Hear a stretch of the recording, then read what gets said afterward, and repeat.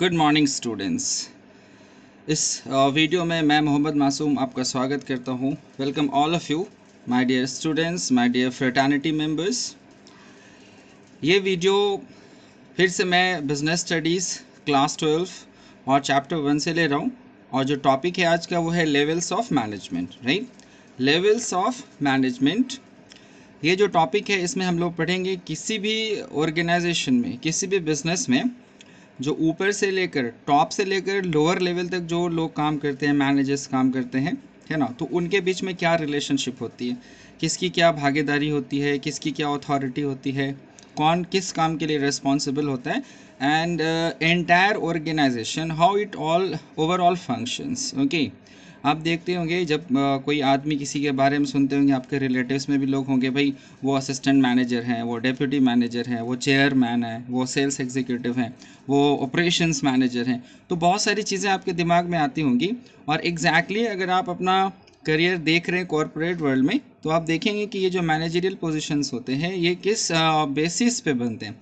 तो ये बड़ा रेलिवेंट टॉपिक है क्लास 12 में कॉमर्स के स्टूडेंट्स के लिए। तो चलिए, जैसे हमने पिछले वीडियो में चैप्टर 1 को स्टार्ट किया था, उसके रिमेनिंग पार्ट को इसमें कंप्लीट करेंगे। तो दो टॉपिक हम लोग इसमें कवर करेंगे। पहला है लेवल्स ऑफ मैनेजमेंट और दूसरा है फंक्शंस ऑफ मैनेजमेंट, और इसके साथ कोऑर्डिनेशन को भी कंप्लीट करेंगे। तो चलिए शुरू से लेकर के एंड तक वीडियो को देखेंगे। और जैसा मैंने पहले कहा कि मैं कुछ कंटेंट्स आपके स्क्रीन पे शेयर करूँगा, उस कंटेंट को आप जो है स्क्रीनशॉट ले सकते हैं, उसका नोट अपने कॉपी में उसको उतारेंगे, नोट डाउन करेंगे, so that you can be prepared for your examination, right. तो चलते हैं हम लोग। बहुत ही इंटरेस्टिंग टॉपिक है, इसको आप समझेंगे।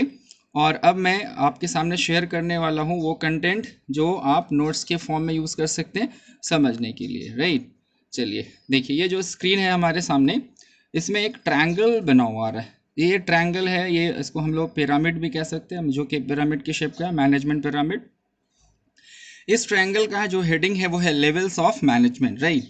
लेवल्स ऑफ मैनेजमेंट में जो सबसे ऊपर जो लिखा आ रहा है वो आप देख सकते हैं टॉप लेवल मैनेजमेंट, उसके नीचे आ रहा है मिडिल लेवल मैनेजमेंट, और उसके नीचे होता है लोअर लेवल मैनेजमेंट या ऑपरेशनल मैनेजमेंट। और सबसे नीचे, इन तीनों के नीचे जो बेस बना हुआ है वो मैरून कलर में दिख रहा है, वह है वर्कर्स का, जिनको आप क्लर्क कह सकते हो, प्यून कह सकते हो, वेल्डर्स, मैसेंजर्स। मीन्स अलग अलग कंपनी में, अलग अलग ऑर्गेनाइजेशन में अलग अलग नाम से इनको जाना जाता है। तो इस डायग्राम से ये क्लियर होता है कि मैनेजमेंट के 3 लेवल होते हैं। There are 3 levels of management, starting from top level, then middle level, and then coming to the lower level। और सबसे नीचे कौन होते हैं? वर्कर्स होते हैं, राइट। अब इसी डायग्राम में आप देख रहे हैं जो टॉप लेवल मैनेजमेंट है, उसमें कुछ नाम मैंने लिखा है, डेजिग्नेशन, पद का नाम है CEO, chief executive officer. CEO आप जानते हैं, chief executive officer, chairman, managing director यानी कि MD। ये सब जनरली टॉप लेवल मैनेजमेंट में इनको कैटेगराइज किया जाता है।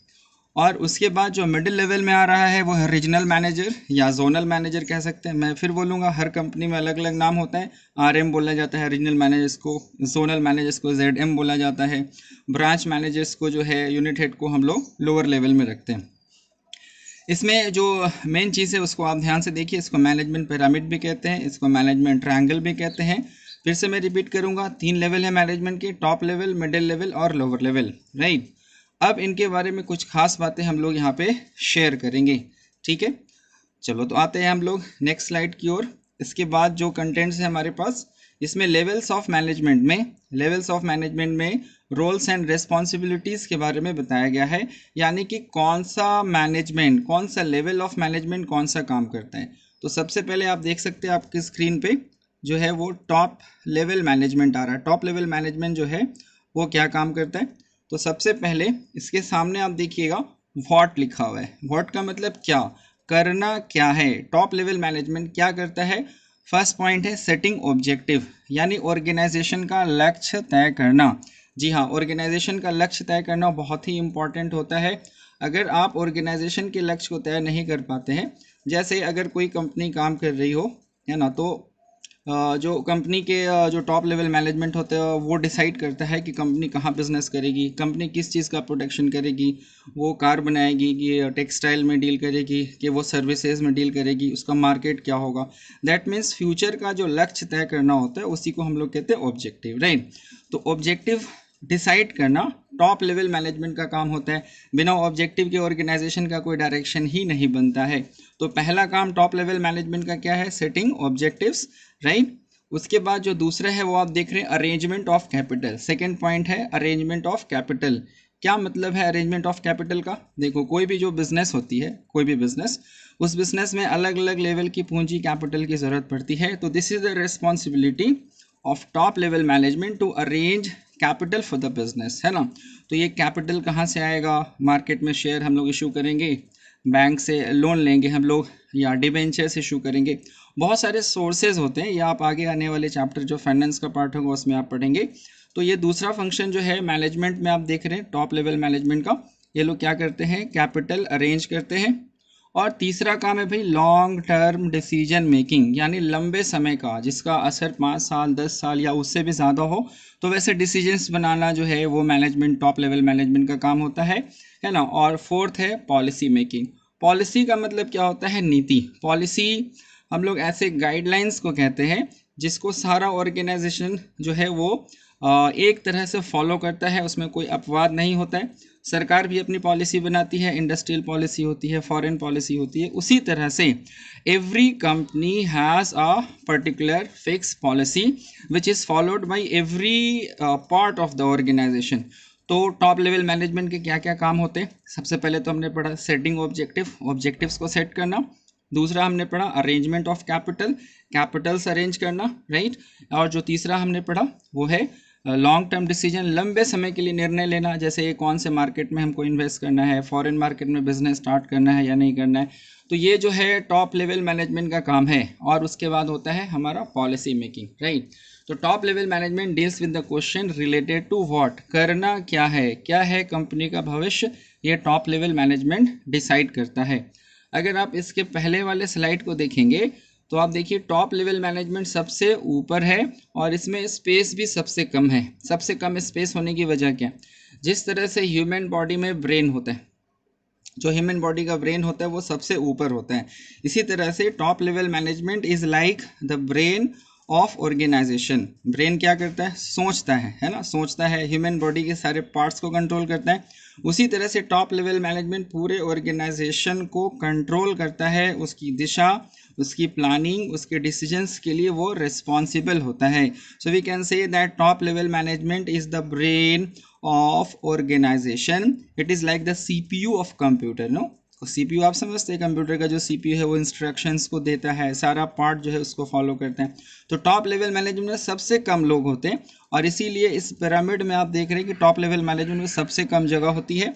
उसके बाद आता है मिडिल लेवल मैनेजमेंट। क्या करता है मिडिल लेवल मैनेजमेंट? देखिए इस स्लाइड में मिडिल लेवल मैनेजमेंट का पहला काम होता है following top level managements instruction, यानी टॉप लेवल मैनेजमेंट ने जो भी दिशा दी है, जो भी इंस्ट्रक्शन दिया है, उस इंस्ट्रक्शन को फॉलो करना top level middle level management का काम होता है। Middle level management top level से इंस्ट्रक्शंस लेता है, उसको फॉलो करता है। सेकेंड कहता है making detailed plan to achieve objectives, यानी कि जो ऑब्जेक्टिव टॉप लेवल ने डिसाइड किया है। देखिए टॉप लेवल जो है वो डिसाइड करता है कि क्या करना है, बात सही, लेकिन वो कैसे होगा, उसको इम्प्लीमेंट कैसे किया जाएगा, जो उसका डिटेल प्लान है वो मिडिल लेवल मैनेजमेंट को पूरा करना होता है। So we can say that middle level management helps the top level management in the execution of plan. तो टॉप लेवल से इंस्ट्रक्शंस को लेना, डिटेल्ड प्लान बनाना और उसका एग्जीक्यूशन करवाना, उसको क्रियान्वित करना, ये काम होता है मिडिल लेवल मैनेजमेंट का। बहुत डिफिकल्ट काम है, आपको टॉप लेवल के साथ मिलकर के काम करना है, आपका कोऑर्डिनेशन बहुत स्ट्रांग होना चाहिए। So middle level management top level के साथ मिलकर के काम करते हैं, उनको हेल्प करने का काम करते हैं, राइट। उसके बाद हम लोग देखते हैं तीसरा है रिक्रूटमेंट। बड़ा इंपॉर्टेंट पॉइंट है ये, एग्जाम में अगर आपको पूछता है, किसी भी कंपनी में जो बहाली आती है, एम्प्लॉयमेंट होता है, लोगों को नौकरी दी जाती है, तो ये नौकरी देने का काम, कितने लोगों को रखना है, कितने लोगों को सेलेक्ट करना है, इंटरव्यू होगा कि रिटन टेस्ट होगा, all these things are decided by middle level management. आप ये समझो कि टॉप लेवल मैनेजमेंट जो है किसी कंपनी का अपने एक प्लान बनाता है कि उसको फॉरेन में एक ब्रांच खोलना है, एक सेंटर खोलना है और फैक्ट्रीज बनानी है और कुछ नया प्रोजेक्ट स्टार्ट करने हैं। अब इसके लिए कितने लोगों की ज़रूरत होगी, तो ये मिडिल लेवल मैनेजमेंट डिसाइड करता है।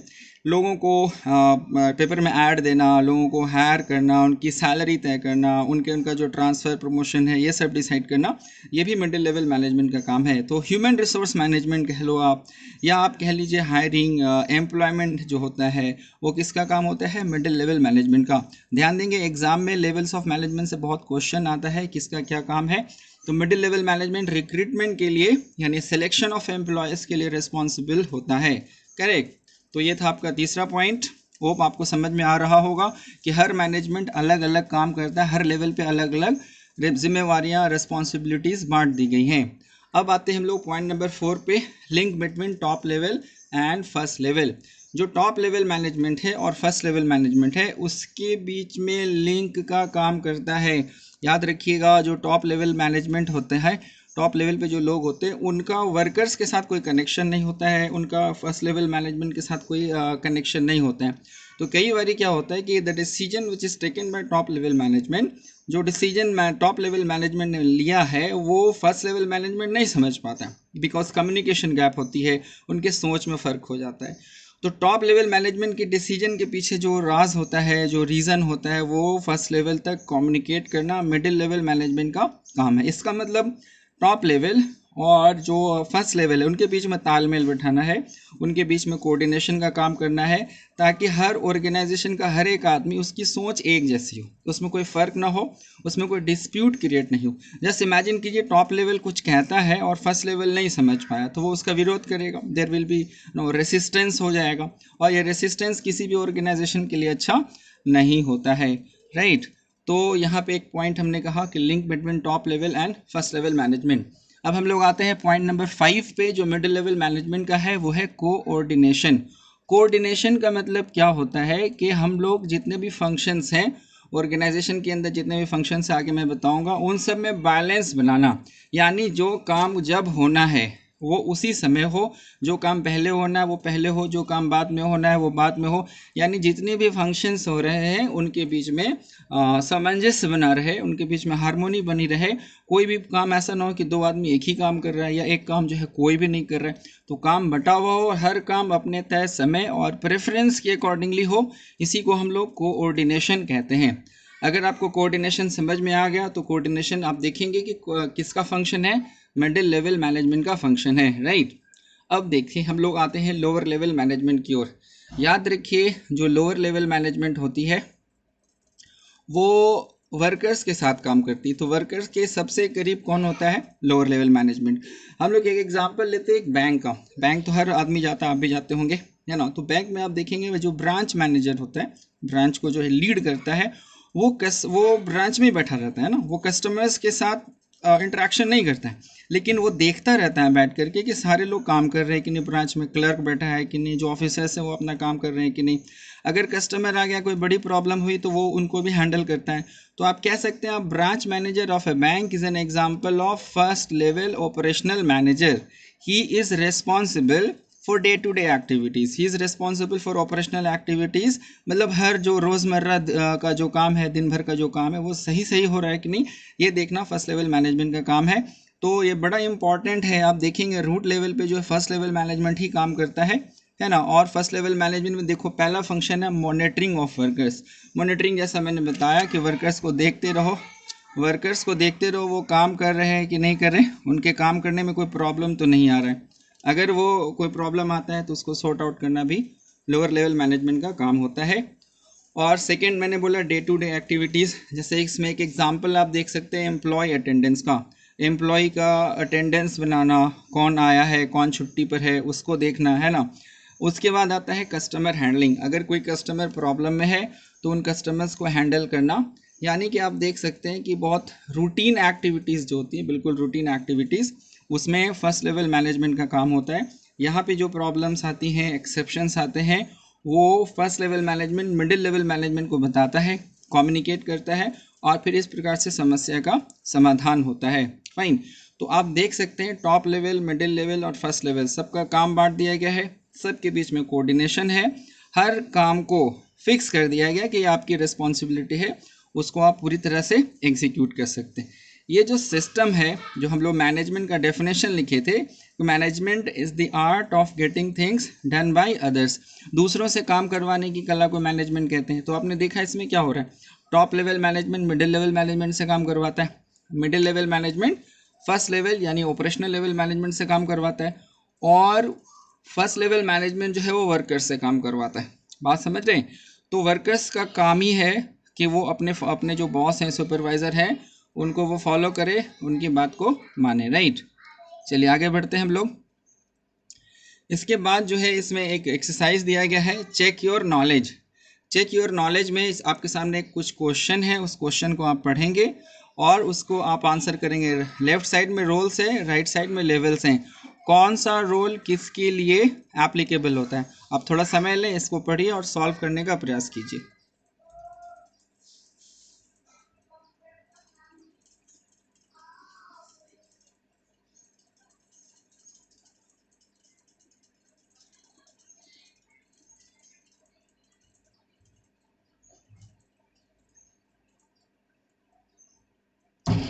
ओके, आई होप कि आपने बनाया होगा।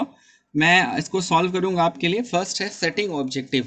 ऑब्जेक्टिव सेट करना किसका काम होता है? तो फर्स्ट का आंसर होगा टॉप लेवल मैनेजमेंट। अगर इसमें आपको प्रॉब्लम हो तो डायग्राम को आप देखेंगे।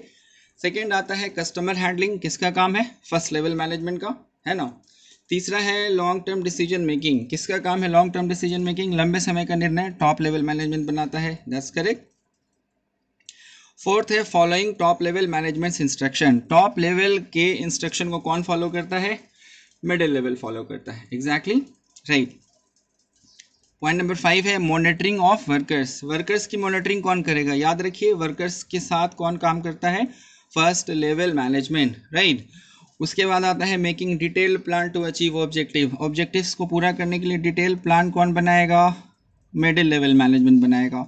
तो पॉइंट नंबर 6, क्वेश्चन नंबर 6 का आंसर मिडिल लेवल होगा। Point number 7 coordination, middle level का काम है, 7 का आंसर मिडिल लेवल होगा। 8 पॉलिसी मेकिंग, पॉलिसी कौन बनाता है? Of course top level management ही पॉलिसी बनाती है, फाइन। 9 है question number 9 day to day activities. Day to day activities कौन करता है बताओ? एम्प्लॉय अटेंडेंस एग्जाम्पल दिया हुआ है, ये है फर्स्ट लेवल मैनेजमेंट का काम, राइट। उसके बाद है question number 10 arrangement of capital. Arrangement of capital, पूंजी कैपिटल कौन अरेंज करेगा? ऑफ कोर्स ये टॉप लेवल मैनेजमेंट ही करता है। इसके बाद है link between top level and first level, of course middle level answer होगा इसका। एंड क्वेश्चन नंबर 12 है रिक्रूटमेंट सिलेक्शन ऑफ एम्प्लॉयज़, बताया था मैंने मिडिल लेवल मैनेजमेंट। अगर ये क्वेश्चंस आपने सही सही बनाया है, इसका मतलब आप अभी तक पूरी तरह से सही सही हर चीज़ समझ रहे हैं। चलिए यहाँ तक तो हो गया लेवल्स ऑफ मैनेजमेंट। अब हम लोग बात करेंगे फंक्शंस ऑफ मैनेजमेंट की। So dear students, functions of management जो है, फंक्शंस ऑफ मैनेजमेंट अगर आप पढ़ेंगे अलग अलग स्कॉलर्स के बुक में इसको अलग अलग तरीके से क्लासीफाई किया गया है, लेकिन मॉडर्न मैनेजमेंट में according to the concept of modern management there are 5 functions of management. याद रखेंगे, आपकी उंगलियों पे 5 फिंगर होते हैं, 5 management: planning, organising, staffing, directing and controlling. So there are 5 functions of management according to the modern concept of management. इस वीडियो में हम लोग जो मैनेजमेंट के 5 फंक्शंस हैं उसके डेफिनेशंस और एग्जांपल के बारे में बात करेंगे, लेकिन आगे आने वाले वीडियोस में आपको ये पूरा चैप्टर ही पढ़ना है। आपके सिलेबस में प्लानिंग का पूरा चैप्टर पढ़ना है, ऑर्गेनाइजिंग का पूरा चैप्टर पढ़ना है। तो अभी इस चैप्टर 1 में चूंकि सिर्फ डेफिनेशन दिया गया है, तो इस वीडियो में भी हम लोग सिर्फ डेफिनेशन तक ही बात करेंगे। And after that in coming videos you will have complete videos made on planning, 1 video on organising, 1 video on staffing, directing and controlling. Okay, so let's start. हम लोग स्टार्ट करते हैं फंक्शंस ऑफ मैनेजमेंट में। चलिए आते हैं हम लोग फंक्शंस की ओर, देखते हैं। ये जो डायग्राम है फंक्शंस ऑफ मैनेजमेंट का, आप देख सकते हैं नंबर 1 में प्लानिंग, नंबर 2 में ऑर्गेनाइजिंग, नंबर 3 में स्टाफिंग, नंबर 4 में डायरेक्टिंग, नंबर 5 में कंट्रोलिंग, राइट। इसको आप याद कर लेंगे। इस डायग्राम को कॉपी पे आप उतार लेंगे, इसको वीडियो को पॉज करके कॉपी पे इस डायग्राम को ज़रूर उतारेंगे। इसको मैं एक्सप्लेन कर रहा हूँ, थोड़ा ध्यान से देखेंगे। सारे फंक्शंस आपस में इंटर कनेक्टेड हैं, यानी हर फंक्शन एक दूसरे पर निर्भर करता है। इसका मतलब प्लानिंग गड़बड़ तो ऑर्गेनाइजिंग गड़बड़, ऑर्गेनाइजिंग गड़बड़ तो स्टाफिंग गड़बड़, स्टाफिंग गड़बड़ तो डायरेक्टिंग, और डायरेक्टिंग गड़बड़ तो कंट्रोलिंग भी गड़बड़ हो जाता है। इसका मतलब हर फंक्शन एक दूसरे पे इंटरडिपेंडेंट है, एक दूसरे पे निर्भर करता है। प्लानिंग सही होगी तो ऑर्गेनाइजिंग सही होगी, ऑर्गेनाइजिंग सही होगी तो स्टाफिंग सही, डायरेक्टिंग सही और कंट्रोलिंग सही होगी। तो मैनेजमेंट फंक्शंस 5 होते हैं, पांचों का नाम यहाँ पे आप देख सकते हैं। पहला फंक्शन प्लानिंग होता है और सबसे लास्ट फंक्शन कंट्रोलिंग होता है। मगर याद रखेंगे ये सारे फंक्शंस इंटरडिपेंडेंट होते हैं। आगे आने वाले चैप्टर्स में इनको मैं डिटेल से इनके बारे में बताऊंगा। अब हम लोग आते हैं इनके सेपरेट डेफिनेशंस की ओर। देखो फंक्शंस ऑफ मैनेजमेंट में सबसे पहले क्या है, प्लानिंग। स्क्रीन पे आपको दिख रहा है, इसका डेफिनेशन क्या है। वीडियो पॉज करके डेफिनेशन को आप जरूर लिख लेंगे। Planning is the function of deciding what to do in future. It decides business objectives, policies in advance. It decides the future direction of organisation. यहाँ पे कुछ एग्जाम्पल्स दिए हुए पढ़ेंगे आप। How much capital to invest, किसी business में कितना पूंजी लगेगा, ये प्लानिंग का एक एग्जाम्पल है। How to arrange capital, capital कहाँ से आएगा, ये भी एक प्लानिंग का एग्जाम्पल है। व्हाट टू प्रोड्यूस, क्या प्रोड्यूस करें, कार प्रोड्यूस करें या मोबाइल फ़ोन मैन्युफैक्चर करें, क्या करें, ये भी प्लानिंग का एक पार्ट है। Where to start business, business कहाँ स्टार्ट करें, इंडिया में करें, अमेरिका में करें, जापान में करें, तो ये भी प्लानिंग का एक पार्ट है। इन एग्जाम्पल्स को, प्लानिंग को, फंक्शंस ऑफ मैनेजमेंट को मैं आपको एक केस के थ्रू समझाऊंगा। देखो ये केस स्टडीज़ जो होता है आपको एग्जाम में भी आता है, केस स्टडी क्या होता है वो मैं आगे आपको इसके ऊपर स्पेशल वीडियोस बनाऊंगा। पहले आप एक एग्जाम्पल को समझें। मान लें आप अपनी एक कंपनी स्टार्ट करना चाहते हैं, है ना, आपके मन में एक आइडिया है। जैसे आप सोच रहे हैं कि आज के डेट में जो है मोबाइल फ़ोन का बिज़नेस बहुत बढ़िया चल रहा है, मोबाइल फ़ोन जो है हर आदमी यूज़ कर रहा है, तो क्यों ना हम लोग भी मोबाइल फ़ोन असेंबलिंग की ओर जाएं। अब आपके मन में पहली चीज़ आएगी कि हम इसको प्लान करें। प्लानिंग में आप सोचेंगे कैपिटल कहाँ से आएगा, कहाँ बिजनेस स्टार्ट करेंगे, ऑफिस कहाँ होगी, ये सारी चीज़ें आपके दिमाग में चल रही हैं। फाइन। अब आप सोचो जब प्लानिंग में आप खुद से नहीं कर पा रहे, आप अपने एक्सपर्ट्स जो होते हैं, स्पेशलाइज लोग होते हैं, उनसे आप सजेशन लीजिएगा। जब प्लानिंग खत्म हो गई है ना, तो क्या स्टार्ट हो जाता है, organising. At the end of the plan, planning के एंड में कुछ चीज़ें क्लियर हो जाती हैं, जैसे कि आप कितना कैपिटल लगाने वाले, कहाँ बिजनेस करने वाले, रिस्क कितना है उस बिजनेस में, है ना, कितने जल्दी आप प्रॉफिट जनरेट कर पाएंगे, उसका जो है आपके बिजनेस का ब्रेक इवन पॉइंट क्या होगा। ब्रेक इवन का मतलब क्या होता है कि जो इनिशियल कॉस्ट आपने लगाया हुआ है, इनिशियल कॉस्ट, वो कब रिकवर होगा। मान लो किसी बिजनेस में आपने 50 करोड़ रुपया लगा दिया है, तो 50 करोड़ कितने दिन में निकल जाएगा कि आप नो प्रॉफिट नो लॉस की सिचुएशन में पहुंचेंगे। So break even period is that period in which a company reaches in the position of no profit no loss. ये उस समय को कहेंगे जिसमें एक कंपनी नो प्रॉफिट नो लॉस की सिचुएशन में पहुंच जाती है। और हर कंपनी चाहेगी कि ये ब्रेक इवन पीरियड जल्दी हो, यानी जल्दी से जल्दी उसका इनिशियल एक्सपेंस जो है वो कवर हो जाए और वो प्रॉफिट बनाना शुरू कर दे। राइट, यहाँ पे जो हम देख रहे हैं कि जो प्लानिंग है, प्लानिंग के बाद क्या होता है, जब हम कंपनी स्टार्ट करते हैं, कंपनी जब स्टार्ट करते हैं, प्लानिंग खत्म हो जाती है, तो दूसरा जो हमारे पास आता है फंक्शंस, वो क्या है, चलिए देखते हैं हम लोग। प्लानिंग के बाद नेक्स्ट आता है फंक्शंस ऑफ मैनेजमेंट में ऑर्गेनाइजिंग। हम उसी केस स्टडी को आगे करेंगे। ऑर्गेनाइजिंग क्या डेफिनेशन लिख लेंगे आप लोग। Organising is the function of assigning duties, grouping tasks, establishing authority and allocating resources. यहाँ पे ऑर्गेनाइजिंग ऐसे फंक्शन को कहते हैं जिसमें ड्यूटी का मतलब कर्तव्य यानी कि जिम्मेवारियाँ को सौंप देना, भाई ये काम तुम्हारा है, ये काम तुम्हारा है ना, इसको डिसाइड करना। ग्रुपिंग टास्क, टास्क को ग्रुप कर देना, जैसे ये प्रोडक्शन का काम है, ये मार्केटिंग का काम है, ये HR का काम है, इसको तय कर देना। अथॉरिटी बांटना, अथॉरिटी समझ रहे कौन क्या कर सकता है, किसको क्या पावर होगी, वो डिसाइड करना। और रिसोर्सेज को बांट देना, मतलब किसके पास कितने कंप्यूटर्स होंगे, किसके पास कितने एम्प्लॉयज़ होंगे, उन सारी चीज़ों को हम डिसाइड करेंगे। तो इसी को हम लोग क्या बोलेंगे, ऑर्गेनाइजेशन। राइट, ऑर्गेनाइजिंग जो है बहुत ही इंपॉर्टेंट फंक्शन है। यहाँ पे कुछ एग्जांपल्स मैंने दिया है, उसको आप पढ़ेंगे। How many departments will be created, organization में डिपार्टमेंट क्या होता है ना, डिपार्टमेंट जो है बड़ा इंपॉर्टेंट चीज़ होता है किसी भी ऑर्गेनाइजेशन में।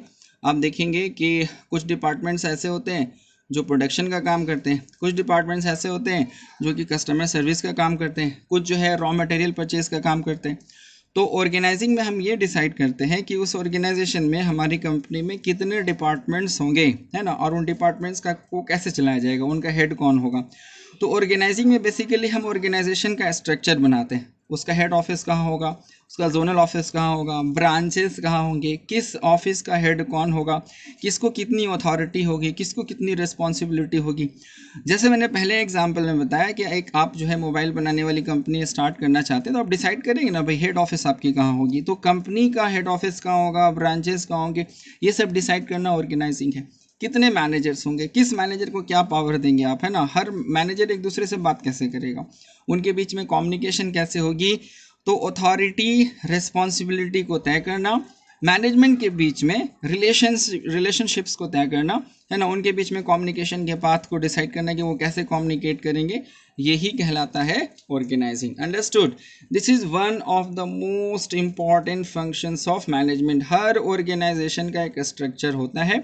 आगे आने वाले वीडियोस में आपको अलग अलग टाइप के स्ट्रक्चर्स के बारे में भी बताऊंगा कि कितने टाइप का स्ट्रक्चर होता है, functional structure, divisional structure, matrix structure, hybrid structure. SBI का स्ट्रक्चर देखेंगे तो वो अलग है ना, हिंदुस्तान यूनिलीवर उसका स्ट्रक्चर बिल्कुल अलग है, माइक्रोसॉफ्ट का स्ट्रक्चर अलग है। तो हर कंपनी एक स्ट्रक्चर के साथ काम करती है, और याद रखिए ये स्ट्रक्चर हर दिन नहीं बनता, एक बार ही बनता है। तो this is most important function, right. आप कह सकते हैं अगर प्लानिंग डिसाइड करता है कि क्या करना है, तो ऑर्गेनाइजिंग डिसाइड करता है कि वो कैसे करना है, राइट। चलिए हम लोग आते हैं फिर ऑर्गेनाइजिंग की ओर। हम लोग बात कर रहे थे how many departments will be created, what will be there responsibilities, who will be the supervisor and who will be the subordinate। Supervisor हम लोग बॉस को कहते हैं और सबॉर्डिनेट जूनियर को कहते हैं। तो कौन बॉस होगा, कौन जूनियर होगा, what rights will be given to individual, क्या क्या अधिकार लोगों को प्राप्त होंगे, ये तय करना भी ऑर्गेनाइजिंग का काम है, फाइन। आई होप को आपको ये समझ में आया होगा। अगर इसमें कोई प्रॉब्लम है तो कमेंट बॉक्स में अपने क्वेश्चंस को रख सकते हैं। अब हम लोग आगे आते हैं। ऑर्गेनाइजिंग के बाद जो थर्ड फंक्शन है वो है स्टाफिंग। फंक्शंस ऑफ मैनेजमेंट में थर्ड फंक्शन है स्टाफिंग। याद रखिए स्टाफ का मतलब एम्प्लॉय होता है, जो लोग काम करते हैं उनको स्टाफ कहते हैं। आइए डेफिनेशन देखते हैं क्या है। Staffing is the function of selecting employees, assigning them work, training and guiding them to achieve organisational goal. यानी एम्प्लॉयज़ का सिलेक्शन करना, एम्प्लॉयज़ को काम पकड़ाना, उनको ट्रेन करना, उनको गाइड करना कि काम कैसे करना है, यह सारा का सारा स्टाफिंग का पार्ट है। कुछ क्वेश्चंस देखिए जो स्टाफिंग में हम लोग आंसर करते हैं। पहला है how many employees are needed, organization में कितने एम्प्लॉयज़ की ज़रूरत है। How much salary to be paid, है ना, कितनी सैलरी, किसको कितनी सैलरी देनी है, ये भी स्टाफिंग का पार्ट है। ट्रेनिंग एंड डेवलपमेंट नीड्स, किस एम्प्लॉय को कौन सी ट्रेनिंग देनी है, किसका ट्रांसफ़र करना है, कितना किसका प्रमोशन करना है। आप ये समझे एम्प्लॉयज़ से जुड़ा हुआ, आपकी कंपनी में जो एम्प्लॉयज़ हैं उनसे जुड़ा हुआ जितना भी इशू है, उनके कंपनी ज्वाइन करने से लेकर के रिटायरमेंट तक, इवन रिटायरमेंट के बाद भी जितना भी इशू आएगा वो स्टाफिंग का पार्ट होता है। आज के डेट में स्टाफिंग को हम लोग ह्यूमन रिसोर्स मैनेजमेंट कहते हैं, जो एक फुल फ्लेज प्रोफेशन है। ह्यूमन रिसोर्स मैनेजमेंट, एचआर का नाम आपने सुना होगा। तो all issues related to employees come under the category of staffing. So if you are a staffer, you are able to get the things done by your people, you are able to motivate them। लोगों को समझना दुनिया का सबसे मुश्किल काम होता है। कहा जाता है human is the most complex machine in this world, right. तो ये जो काम है इसमें बहुत ज़्यादा अनुभव की ज़रूरत होती है, और हर ऑर्गेनाइजेशन में बिना स्टाफ के तो काम चलेगा नहीं, तो उनको मैनेज करना ही स्टाफिंग है। तो पहले हमने किया प्लानिंग, क्या करना है, फिर हमने डिसाइड किया ऑर्गेनाइजिंग कैसे करना है ना, किसको क्या पावर होगी। उसके बाद जो हमने ऑर्गेनाइजेशन बनाया है उसमें सही लोगों को लाना, उनको हायर करना, उनको सही जगह पे प्लेस कर देना, ये स्टाफिंग का काम है। अब आप देखो स्टाफ को ले आने से, एम्प्लॉयज़ को ले आने से ही हमारा काम ख़त्म नहीं होता है। इसके बाद अगला चैलेंज आता है कि उनको हम देखें कि वो काम कर रहे हैं कि नहीं, उनको ट्रेनिंग दें, उनको गाइड करें, इंस्पायर करें। तो यहाँ से शुरू होता है हमारा चौथा फंक्शन। चलिए आते हैं हम लोग फोर्थ फंक्शन की ओर। स्टाफिंग के बाद नेक्स्ट फंक्शंस ऑफ मैनेजमेंट में है डायरेक्टिंग, डायरेक्शन, राइट। हर मूवी का एक डायरेक्टर होता है जो एक्टर्स को डायरेक्ट करता है कि किसको कौन सा डायलॉग बोलना है, कैसे एक्टिंग करना है। तो यहाँ पर भी डायरेक्टिंग जो है उसी तरह का कुछ है। डेफिनेशन देखिए आप, directing is the function of instructing. Instructing means निर्देश देना, है ना, लोगों को निर्देश देना, गाइडिंग, उनको जो है गाइड करना, बताना, मोटिवेटिंग, प्रेरित करना, सो दैट दे अचीव देयर गोल। तो कॉन्स्टेंटली जो है लोगों को बताते रहिए कि क्या करना है, उनको देखते रहिए वो कर रहे हैं कि नहीं कर रहे, उनको प्रेरित करते रहिए, है ना। तो यही हम लोग कहते हैं डायरेक्शन देना। एग्जाम्पल में आप देख सकते हैं, पहला है सुपरवाइजिंग वर्कर्स। सुपरविजन का मतलब होता है नज़र रखना, करना कुछ नहीं है, बस लोगों के ऊपर नज़र रखो कि वो क्या कर रहे हैं। अगर उनको लगेगा कि उनको कोई देखने वाला है तो वो वैसे ही अपना काम सही ढंग से करेंगे, राइट। सेकेंड है helping employees if they have problem. अगर ऑर्गेनाइजेशन में किसी एम्प्लॉय को प्रॉब्लम है, काम नहीं कर पा रहा है, तो उसको हेल्प करना, उसको समझाना, है ना। And solving workers dispute. Dispute means झगड़ा। वर्कर्स जब साथ में काम करेंगे तो देयर माइट बी सिचुएशंस कि उनके बीच में झगड़ा हो, ग्रीवांसेस हो, तो you have to work as a dispute settler, आपको डिस्प्यूट को सुलझाना पड़ेगा। And the next is praising good workers. जो अच्छे वर्कर्स हैं उनको जो है आप उनकी प्रशंसा करें। प्रेस करने का मतलब प्रशंसा करना होता है। यहाँ पे आप देखिए प्रशंसा ज़रूरी है। Everybody wants to be appreciated. ऐसा कोई दुनिया में कोई नहीं है जिसको तारीफ पसंद ना हो। ज़रा सोचिए, एक वर्कर बड़ी ईमानदारी से काम करता है लेकिन उसको कोई अप्रिशिएट नहीं कर रहा है तो वो डिमोटिवेट हो जाएगा, उसको लगेगा अरे कोई देखने वाला नहीं। लेकिन अगर आप एक अच्छे मैनेजर हैं तो आप क्या करेंगे, उसका पीठ थपथपा देते हैं, उसकी तारीफ कर देते हैं लोगों के बीच में, उसका मनोबल बढ़ जाता है ना। वो क्या करता है, वो ज़्यादा काम करना शुरू कर देता है। तो इसलिए एक अच्छा मैनेजर वो होता है जो लोगों को प्रेरित करे, राइट। आपने देखा होगा जैसे कांस्टेबल होता है ट्रैफिक पुलिस में, है ना, वो लोगों को बताता रहता है अरे तुम रुक जाओ, अरे तुम चले जाओ, लेफ्ट वाले रुक जाओ। तो सारे लोगों को ट्रैफिक रूल्स तो पता होते हैं, फिर भी ट्रैफिक इंस्पेक्टर या ट्रैफिक कांस्टेबल की ज़रूरत क्यों होती। इसलिए क्योंकि अगर ट्रैफिक इंस्पेक्टर नहीं होगा तो लोग रूल्स तोड़ेंगे, पढ़े लिखे लोग भी रूल्स तोड़ देते हैं। इसीलिए समझना पड़ेगा कि ऑर्गेनाइजेशन में तो सारे लोगों को ट्रेनिंग दे दी गई, किसको क्या करना है वो तो हम ऑर्गेनाइजिंग में ही बता देते हैं। Then what is the need of directing the people every day on a routine basis. There is no need, गलत, देयर इज अ नीड। जितने भी लोग होते हैं अगर उनको आप डायरेक्टिंग नहीं करेंगे वो कुछ ना कुछ गड़बड़ कर ही देंगे। सो डायरेक्टिंग जो है वो एक कंटिन्यूस प्रोसेस है और लोगों को प्रेरित करना, लोगों को इंस्पायर करना, गाइड करना, यही काम होता है डायरेक्टिंग का, ताकि गलतियां ना हो। आप ये समझो हम एरर्स को मिनिमाइज करने के लिए ही डायरेक्टिंग करते हैं। प्लस अगर वर्कर्स को लगता है कि उनको देखने वाला कोई है, उनको बताने वाला कोई है, तो वो मोटिवेटेड होते हैं। फाइन, तो डायरेक्टिंग आपको समझ में आ गया। अब हम लोग आते हैं दूसरे फिफ्थ फंक्शन की ओर, that is controlling. Controlling last function है फंक्शंस ऑफ मैनेजमेंट में। देखिए कंट्रोलिंग का डेफिनेशन है, controlling is the functions of setting goals, लक्ष्य को तय करना, मॉनिटरिंग परफॉर्मेंस, जो लोग काम कर रहे हैं उसको मॉनिटर करना, देखना, सो that they achieve goal with minimum deviation. Deviation क्या होता है पहले इसको हम लोग समझेंगे। देखिए जैसे आप वर्कर को कहते हैं कि आपको जो है एक वर्कर जो है फैक्ट्री में काम कर रहा है, आपने उसको बोला कि आप भाई 8 घंटे में ना 50 यूनिट का बना देना। मान लो टेलीफोन बन रहा हो, पे टेलीफोन बनाने वाली कंपनी, उसको बोला 50 टेलीफोन एक दिन में आपको बना देना है, राइट। तो ये टारगेट जो है 50 फ़ोन का एक दिन में 8 घंटे में बनाना, ये आपने टारगेट दिया, राइट। लेकिन 8 घंटे के बाद हो सकता है वो 50 बनाए या उससे ज़्यादा बनाए या कम बनाए, फाइन। अगर वो 50 से कम बनाता, मान लो 40 यूनिट बनाता है, ठीक है, तो एक्चुअल कितना बनाया 40, दिया कितना गया था, स्टैंडर्ड कितना था 50, तो एक्चुअल में से स्टैंडर्ड को माइनस कर दो। एक्चुअल कितना 40, स्टैंडर्ड कितना है 50, 40 माइनस 50 इज इक्वल टू -10। तो ये -10 क्या हो गया, डेविएशन। क्या होता है deviation, deviation is the difference between actual performance and standard performance, target performance. यानी जो काम दिया गया और जो काम हुआ जो काम दिया गया, उनके बीच के अंतर को ही डेविएशन कहेंगे। तो क्या एज अ मैनेजर आप चाहेंगे कि डेविएशन हो या ना हो? कोई भी मैनेजर नहीं चाहेगा कि डेविएशन हो, है ना, वो चाहेगा कि वो डेविएशन जो हो मिनिमम हो। इसीलिए कंट्रोलिंग के बारे में कहा जाता है कि हम लोग डेविएशन को मिनिमाइज करें। आप देखो डेफिनेशन में फिर से, controlling is the function of setting goals, monitoring performance of workers so that they achieve goals with minimum deviation. यानी डेविएशन को मिनिमाइज करना ही कंट्रोलिंग का काम होता है।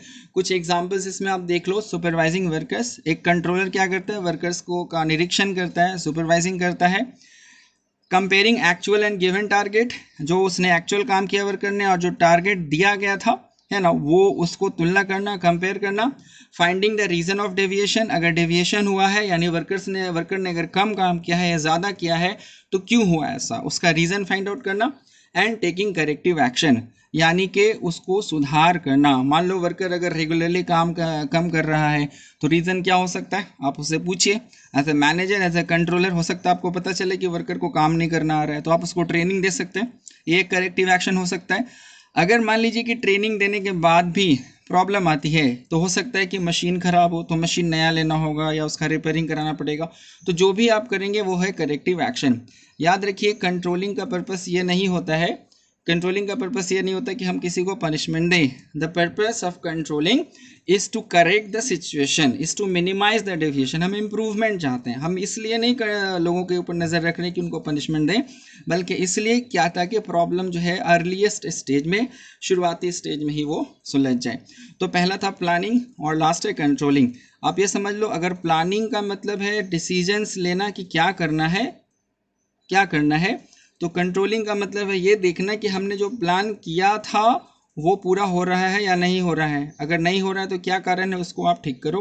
तो कंट्रोलर जो है थोड़ा स्ट्रिक्ट होना चाहिए हर ऑर्गेनाइजेशन में, और कंट्रोलिंग जो है सबसे इम्पॉर्टेंट और सबसे डिफ़िकल्ट जॉब भी है, क्योंकि इसमें आप लोगों को डांटते हैं, लोगों को समझाते हैं, और कोई नहीं चाहता है कि उसकी आलोचना हो, राइट। चलिए यहाँ तक तो आपको समझ में आया फंक्शंस ऑफ मैनेजमेंट। अब हम लोग आगे बढ़ेंगे फंक्शंस ऑफ मैनेजमेंट की ओर। फंक्शंस ऑफ मैनेजमेंट के बाद ये जो टॉपिक है चैप्टर 1 का कोऑर्डिनेशन, क्या होता है कोऑर्डिनेशन। मैं चाहूँगा कि आप वीडियो पॉज करके ये जो लिखा हुआ है सामने टेक्स्ट, इसको आप लिख लेंगे या स्क्रीनशॉट ले लें। क्या है कोऑर्डिनेशन का मतलब बैलेंस, सामान्य भाषा में जनरल लैंग्वेज में इसको संतुलन या बैलेंस कह सकते हैं। देखिए coordination is the process of achieving balance and harmony in all the functions of business so that they take place according to their set priority. It helps in avoiding overlapping or duplication of effort. Coordination एक ऐसा process है जिसमें हम functions, business के सारे functions में, जैसे कि प्लानिंग है, ऑर्गेनाइजिंग है, इसमें संतुलन बनाने का प्रयास करते हैं, इनके बीच में हार्मोनी बनाने का हम लोग प्रयास करते हैं। मतलब दो फंक्शंस के बीच में किसी प्रकार का जो है डिस्प्यूट ना हो जाए, झगड़ा ना हो जाए, सारे फंक्शंस ठीक ठाक से चलते रहे, एक दूसरे को सपोर्ट करते हुए चलते रहे। And it helps in avoiding overlapping. Overlapping का मतलब क्या होता है कि एक ही काम को दो लोग कर लें, ये नहीं होना चाहिए, क्योंकि हर काम को तो अलग अलग बांटा जाता है।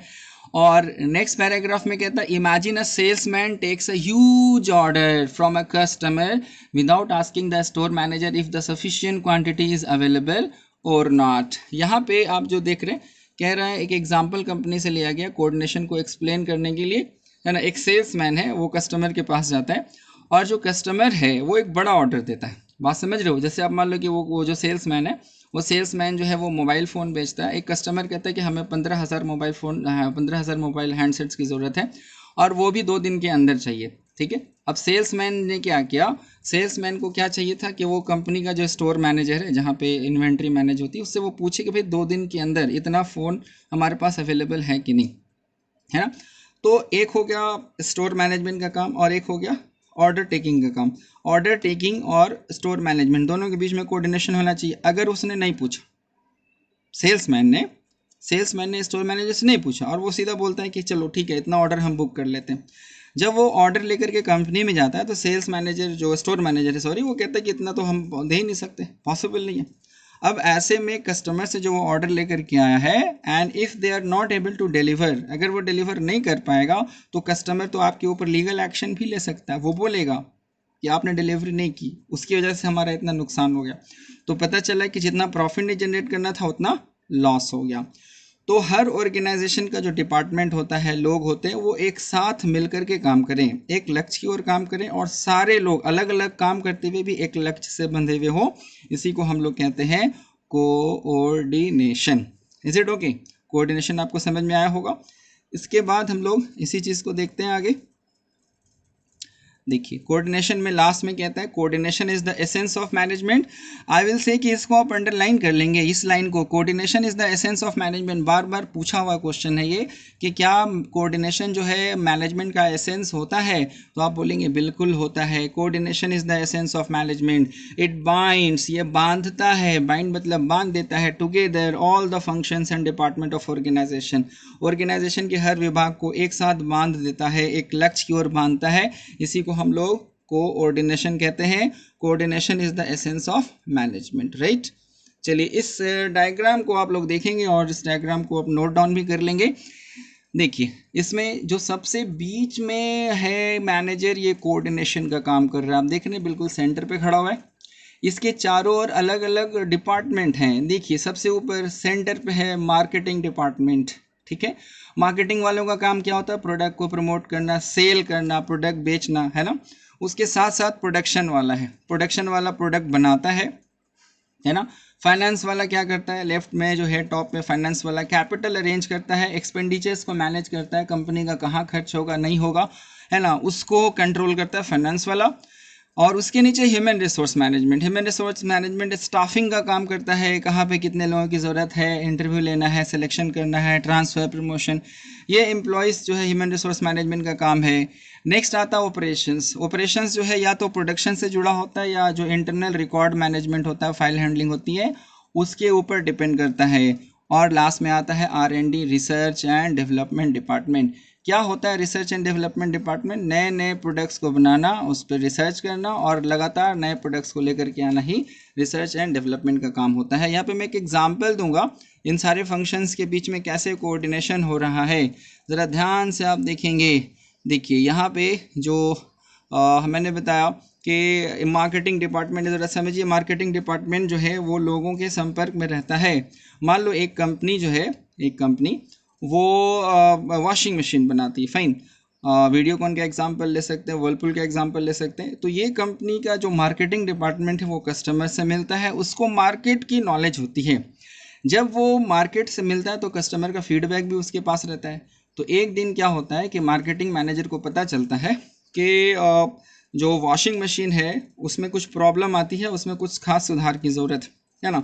तो ये वो कस्टमर से फीडबैक लेता है कि उसके प्रोडक्ट में क्या प्रॉब्लम है, इसमें क्या क्या इंप्रूवमेंट चाहिए, फाइन। वो सारे सजेशंस जो कस्टमर देता है वो मार्केटिंग वाला कलेक्ट करता है। उस इंफॉर्मेशन को मार्केटिंग मैनेजर किसको पास करता है, R&D, रिसर्च वाले को। आप देख रहे हैं यहाँ पे इस डायग्राम में मैंने बताया था रिसर्च वाला, यहाँ पे आप देखेंगे बिल्कुल नीचे दाएं साइड में रिसर्च एंड डेवलपमेंट, R&D वाले के पास इंफॉर्मेशन पास करता है मार्केटिंग वाला, राइट। मार्केटिंग वाला R&D को बताता है कि देखो ऐसा इतना इतना जो है हम लोगों को प्रॉब्लम आ रहा है हमारे प्रोडक्ट में, कस्टमर्स का ऐसा कहना है, आप कुछ ऐसा कुछ करो कि प्रोडक्ट का जो प्रॉब्लम है वो सॉल्व हो जाए, अपने प्रोडक्ट में कुछ नए फीचर्स को लेकर के आओ, राइट। अब ये रिसर्च एंड डेवलपमेंट वाला उसके ऊपर काम करना शुरू करता है ना। तो उसमें रिसर्च में समय लगता है। जब वो रिसर्च कर लेता है तो वो मार्केटिंग वालों को बताता है कि हाँ भाई ये पॉसिबल है या पॉसिबल नहीं है। बात समझ रहे आप। अब रिसर्च एंड डेवलपमेंट जो है वो मार्केटिंग वाले से संपर्क में है, रिसर्च एंड डेवलपमेंट वाला मार्केटिंग को इनपुट देता है। अब रिसर्च एंड डेवलपमेंट वाला जो है वो अपने मार्केटिंग वाले को बताता है ये पॉसिबल है लेकिन इसमें इतना खर्चा आएगा। ये खर्चा कौन कंट्रोल करेगा भाई, कैपिटल को कौन कंट्रोल करता है, तो डेफिनेटली फाइनेंस वाला ही कंट्रोल करता है। अब फाइनेंस वाले के पास केस जाता है, फाइनेंस वाला जो है फाइनेंस मैनेजर, मार्केटिंग मैनेजर और रिसर्च एंड डेवलपमेंट वाले बैठ करके डिसाइड करते हैं कि इतना पैसा हम लोग खर्च करने की स्थिति में है या नहीं है। अगर है तो कहाँ से पैसा आएगा, उसका रिटर्न कब होगा, प्रॉफिट कब जनरेट होगा, इन सब पर डिसीजन होती है और एक बजट प्रिपेयर होता है। ध्यान दीजिए 3 मैनेजर एक साथ काम करते हैं, कोऑर्डिनेशन का बेहतरीन एग्जाम्पल है यहाँ पे। अब क्या होता है, ये जो रिसर्च एंड डेवलपमेंट वाले हैं, फाइनेंस वाले हैं, इन सब के बीच में सहमति बनती है। तो अब ये चीज़ जो है फाइनल अप्रूवल के लिए जाता है टॉप लेवल मैनेजमेंट पे, और जब उनका अप्रूवल आता है तो क्या होता है कि प्रोडक्शन वालों को उनसे कांटेक्ट किया जाता है। अभी ये देखो इस डायग्राम में आपके पास जो प्रोडक्शन वाले हैं बिल्कुल दाएं साइड में टॉप पे, ये प्रोडक्शन वाला जो है इसी के कंट्रोल में मशीनें होती हैं, वर्कर्स होते हैं, ये उनको सारे रिसोर्सेज को जो है मेंटेन करता है। तो आप देखिए प्रोडक्शन वाले जो है वो तैयारी करेगा, ठीक है भाई यहाँ से हमें रॉ मटेरियल खरीदना है, वर्कर्स अगर और चाहिए तो और हायरिंग करने के लिए, वर्कर्स हायरिंग करने के लिए किसके ऊपर जाना पड़ेगा, किससे पूछना पड़ेगा, ह्यूमन रिसोर्स मैनेजमेंट है उसके ऊपर बात करना पड़ेगा। अब ह्यूमन रिसोर्स मैनेजमेंट वाला उतने वर्कर्स को ऑर्गेनाइज करे उनको हायर करें, उनको ट्रेन करें, मशीनें लानी है तो मशीन लाए। अब जा करके सारे डिपार्टमेंट्स के बीच में कोऑर्डिनेशन होता है, तब जा करके कहीं एक नया प्रोडक्ट मार्केट में आ पाता है। क्या आपको लगता है कि एक डिपार्टमेंट का काम है? बिल्कुल नहीं। So if there is no coordination nothing can be achieved. चलिए कोऑर्डिनेशन का कुछ नेचर यहाँ पे है, क्वेश्चन आता है, आप देख लेंगे। क्वेश्चन नंबर कोऑर्डिनेशन का जो नेचर है, point number 1, coordination integrates group effort. जैसे मैंने अभी एग्जांपल दिया, सारे डिपार्टमेंट्स वाले मिलकर के एक साथ काम करते हैं। It makes sure that all effort has the same objective. जितने भी प्रयास लिए जा रहे हैं वो एक ही लक्ष्य से हो। अभी आपने देख रहा, मार्केटिंग वाला, फाइनेंस वाला, HR वाला, जो भी कर रहा था उन सब का लक्ष्य एक था, एक नए बेहतर प्रोडक्ट को लाना है जो कि कस्टमर चाहता है, उसके अकॉर्डिंगली, है ना। बात सही है। पॉइंट नंबर 2 आते हैं, coordination ensures unity of action. मतलब जो भी काम करे उनके बीच में यूनिटी हो, सबका लक्ष्य एक हो, उसमें किसी प्रकार का जो है असंतुलन या डिस्प्यूट पैदा नहीं हो। पॉइंट नंबर 3 में आते हैं, कोऑर्डिनेशन के नेचर में। पॉइंट नंबर 3 कहता है coordination is a continuous process. जरा ध्यान से देखिए, कोऑर्डिनेशन कभी नहीं रुकता है, इट नेवर स्टॉप्स। जैसे कोऑर्डिनेशन का काम रुकेगा ना, गड़बड़ चालू हो जाएगा। इमेजिन कीजिए, मार्केटिंग वाला अगर HR से बात करना बंद कर दे, रिसर्च वाला फाइनेंस वाले से बात करना बंद कर दे, एक दिन भी गलती हुई, बहुत बड़ा प्रॉब्लम सामने आ सकता है। So coordination is a continuous process, याद रखेंगे। पॉइंट नंबर 4 पे आते हैं, it is an all pervasive. All pervasive मैंने बताया भी था आपको। परवेसिव का मतलब क्या होता है? जो हर जगह प्रेजेंट हो। याद रखिए, कोऑर्डिनेशन हर जगह प्रेजेंट है, हर जगह ज़रूरत पड़ती है। इमेजिन कीजिए, आप खाना खाते हैं, जब खाना खाते हैं तो आपका एक लेयर दांत का ऊपर है, एक लेयर दांत का नीचे, और बीच में सॉफ्ट सा टंग है, जुबान है, जीभ है आपकी। ज़रा सोचिए, खाना खाने में कभी आप सोचने लगते हैं, अब बहुत ज़्यादा कुछ सोचने लगते हैं तो क्या होता है? आपका जीभ आपके दोनों दांत के बीच में फंस जाता है, कितना दर्द होता है ना। तो जब माइंड और माउथ, जॉस, जो जबड़ा है, उसके बीच में कोऑर्डिनेशन खत्म हो गया तो वो जीभ आपके दोनों दांत के बीच में फंस जाती है। तो ये कोऑर्डिनेशन बहुत ही ज़रूरी है। माइंड आपको कोऑर्डिनेट करता है, आपके मुंह को कब मुंह खोलना है, कब जीभ को अंदर लेना है। ये मैंने छोटा सा एग्जांपल दिया, कोऑर्डिनेशन खत्म हुई, सब कुछ बिगड़ जाएगा। बात समझ लीजिए, जब हम लोग दीवार खड़ी करते हैं ना, तो ईंटों को वर्टिकली लगाते हैं, एक के ऊपर दूसरा, दूसरे के ऊपर तीसरा। ज़रा सोचिए, अगर सड़क बनाना हो तो दीवारों को हम लोग जो है ईंटों को कैसे लगाएंगे, वर्टिकली या हॉरिजेंटली? डेफिनेटली उसको हॉरिजेंटली लगाएंगे। तो कोऑर्डिनेशन बताता है कि 2 या 4 या 5 फंक्शंस के बीच में रिलेशन किस प्रकार का होगा। And if the type of relation can not be defined, can not be monitor, there will be absence of mismanagement. इसीलिए कहा गया coordination is the essence of management, और else you can say management minus coordination is equal to nothing, that will be null and void. Coordination का जो 5th point है, coordination is a deliberate function. क्या मतलब होता है deliberate? It is done in a planned way, not by chance. इसका मतलब जो कोऑर्डिनेशन है भाई, कोऑर्डिनेशन अपने आप नहीं होने वाला। कोऑर्डिनेशन आपको करना पड़ेगा, आपको सतर्क रहना पड़ेगा, आपको प्लान करना पड़ेगा, तभी जाकर के आप कोऑर्डिनेशन कर सकते हैं। So coordination is a deliberate function, nature of coordination, right. So ये जो वीडियोस में आपने स्लाइड्स देखा है, उन स्लाइड्स को पॉज करके सारे नोट्स को आप रख लेंगे, राइट। और जो ये वीडियो था, अब हम लोग कंक्लूजन की ओर आ रहे हैं कि हमने शुरू किया था वीडियो को चैप्टर 1 से लिया था। चैप्टर 1 से पहले मैंने आपको लेवल्स ऑफ मैनेजमेंट के बारे में बताया, टॉप, मिडिल और लोअर लेवल ऑफ मैनेजमेंट। उसके बाद मैंने आपको बताया functions of management, planning, organising, staffing, directing, controlling, ये इनके बारे में। एंड इसके बाद आता है कोऑर्डिनेशन। कोऑर्डिनेशन क्या होता है, उसका इंपॉर्टेंस मैंने बताया, उसके नेचर के बारे में बताया। Coordination is the essence of management. So students, this is the end of chapter 1। Chapter 1 यहाँ आज समाप्त हो गया है, खत्म हो गया है। मैं उम्मीद करता हूँ कि ये जो 2 वीडियो मैंने बनाया चैप्टर 1 के ऊपर, ये यूज़फुल रहा होगा। और जो जितना अप्रिसिएशन आपकी ओर से, जितनी प्रशंसा आपकी ओर से मिल रही है, I am really thankful to all of you. और मैं रिक्वेस्ट करूंगा कि आप इसी तरह से सपोर्ट करते रहें, वीडियोस को देखिए। अगर कहीं भी कोई डाउट हो, इम्प्रूवमेंट हो, सजेशंस हो, तो आप इसको कमेंट बॉक्स में ज़रूर लिखिएगा। अगर कोई भी क्वेश्चन हो तो बिल्कुल भी हेजिटेट नहीं करेंगे। हाँ, अब ये है कि आगे आने वाले वीडियोज़ में मैं इनके ऊपर डिटेल नोट्स भी जो है प्रोवाइड करने की कोशिश करूँगा, so that when the time of the examination comes you are ready and equipped with well drafted notes. याद रखिएगा, लिखने का प्रैक्टिस जो है वो आप करिए, लगातार लिखते रहिए, अपने फ्रेंड्स के साथ क्वेश्चंस को डिस्कस करते रहिए। And I promise you, BST में 100% मार्क्स आना इम्पॉसिबल नहीं है, इट इज़ पॉसिबल। ओके, सो अगले वीडियो तक के लिए अलविदा, टेक केयर, गुड बाय।